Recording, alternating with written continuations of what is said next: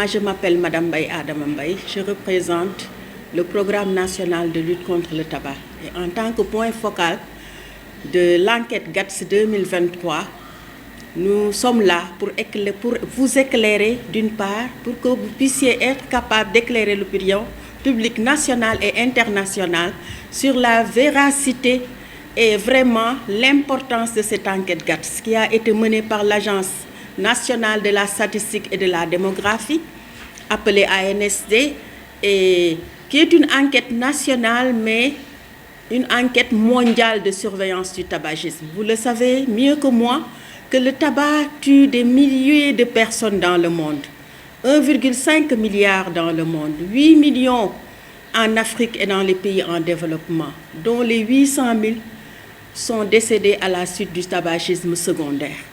Donc pour capter les données, avoir des variables, le ministère de la Santé et ses partenaires, notamment l'Organisation mondiale de la santé, OMS, le Center for Disease Control, qu'on appelle CDC, et l'ANSD, à travers l'État du Sénégal, qui est la structure assermentée pour fournir les données qui vont pouvoir permettre à l'État et à ses partenaires de diriger les projets et programmes. C'est cet ANSD-là qui nous a accompagnés et ce n'était pas la première fois. Donc depuis 2002, nous menons des enquêtes. La première, c'est chez les jeunes, 2002, 2008, 2013, 2020, et pour avoir des données de prévalence du tabagisme chez les jeunes. Parce que les jeunes sont ciblés par l'industrie du tabac. Et l'enquête GATS, la première a eu lieu en 2015. Et la seconde, c'est en 2023. En 2015, on avait un taux de 6% de prévalence du tabagisme chez la population sénégalaise.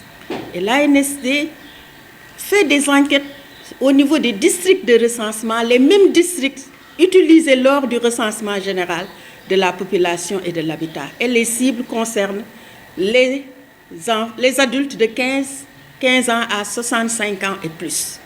C'est une enquête nationale. Et le questionnaire nous est fourni par nos partenaires, l'OMS, notre partenaire tête de file, qui concerne la lutte, qui a en charge la santé. Nous travaillons avec CDC et nos partenaires, notamment la LISTAB. Nous traduisons le questionnaire puisque c'est en anglais. Nous prenons les questions phares. Pratiquement, nous nous sommes retrouvés avec un questionnaire de 35 pages.